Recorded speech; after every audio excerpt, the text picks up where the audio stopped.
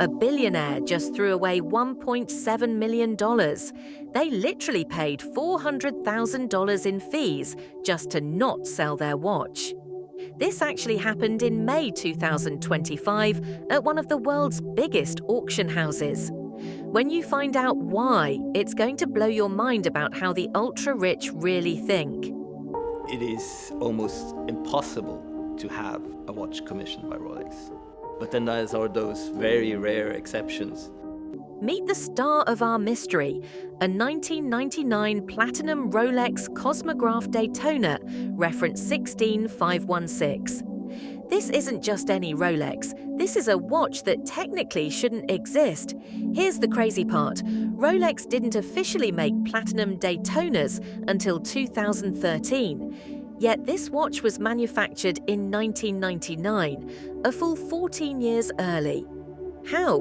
Between 1998 and 1999, a mysterious collector convinced Rolex to create exactly 4 platinum Daytonas. Just 4 in the entire world. This particular piece was the only one adorned with diamonds, 10 of them set against a luminous pink mother-of-pearl dial. The reference number 16,516 tells the story. That final 6 denotes platinum use. Rolex had to create an entirely new reference for a material they weren't supposed to be using yet. This wasn't just a watch, it was rebellion against their own rules. Who had enough influence to convince secretive Rolex to break their protocols?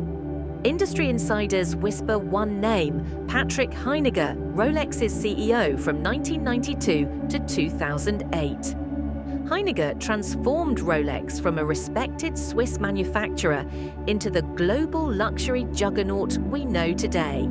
He had the power to make impossible things happen, and here's the kicker. Heinegger was known to wear a platinum Daytona years before they were commercially available. Coincidence? I think not. Fast forward to May 2025. Sothebys Geneva is preparing their important watches auction. This legendary platinum Daytona is finally coming to market. The estimate, $1.7 million. They made a series of 4 pieces. Each one is unique. This one is the only one that has a diamond set dial. On May 11th, 2025, hours before the auction, something unprecedented happened. The consignor made a phone call that shook the watch world. Withdraw the watch. Just like that, the star lot vanished. Sotheby's total dropped from 9 million to 6.75 million Swiss francs. Here's what most don't understand. Auction withdrawals are expensive. We're talking penalties of 25 to 35% of estimated value.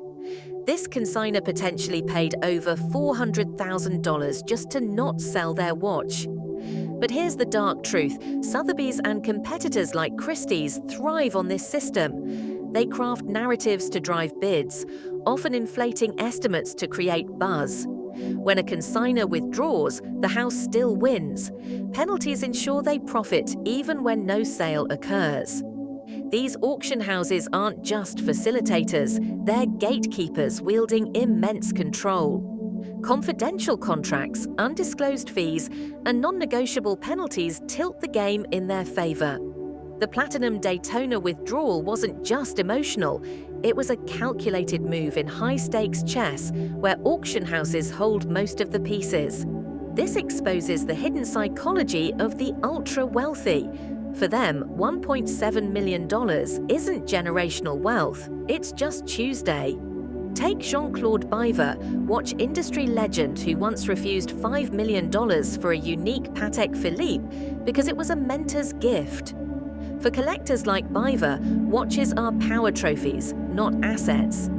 This mentality, where exclusivity trumps any price, reveals the dark obsession of ultra-wealthy collectors fixated on legacy over money. When you own one of only 4 watches in existence, potentially connected to luxury's most influential CEO, you're wearing horological DNA. You're part of an exclusive club with 3 other members on Earth. Theory 1, private sale. Word is the consignor received a private offer exceeding the auction estimate, a private sale at $2+ million nets, more than an auction at $1.7 million, even after withdrawal penalties. Theory 2. Authenticity questions. In ultra-high-value markets, even whispers of doubt destroy value.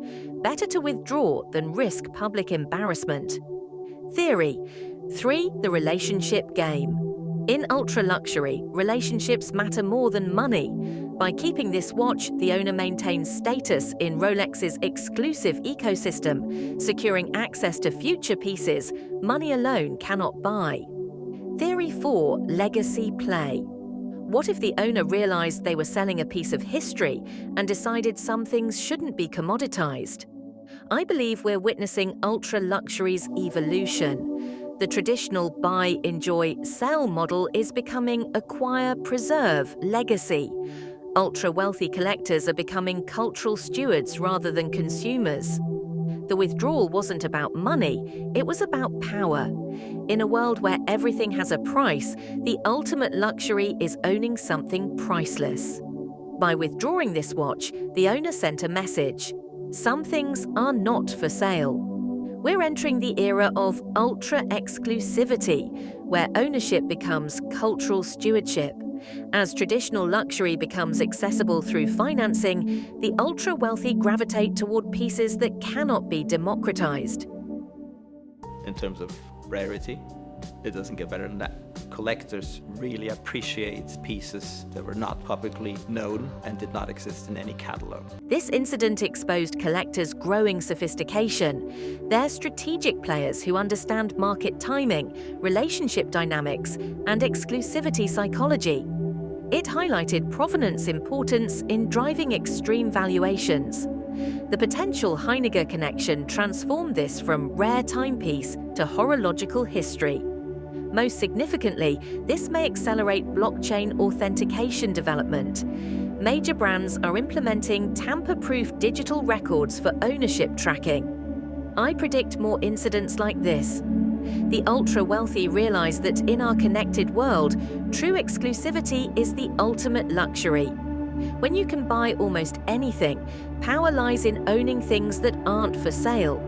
Collectors like the Sultan of Brunei, who owns over 100 one-of-a-kind Rolexes, or tech moguls bidding anonymously, are rewriting luxury's rules. Their never-sell mentality creates markets where value isn't monetary but symbolic. The Daytona's disappearance suggests this elite group is hoarding cultural artifacts to cement status in a world where exclusivity is the only true wealth. We might see never-sell collections, pieces so historically significant they become permanent family heirlooms rather than tradable assets. In a world where everything has a price, what does walking away from $1.7 million mean? Is this the ultimate wealth display, having so much money you can ignore it? Or recognition that some things transcend monetary value? This story exposes ultra-luxury collecting's complex psychology. It's not about expensive things. It's about having things others cannot, will never, and perhaps should never have. My question: as these markets evolve, are we witnessing luxury democratization or new inequality? When watches become cultural artifacts, who decides what's preserved versus sold? Remember, in ultra-luxury, the most expensive thing isn't what you buy, it's what you choose not to sell.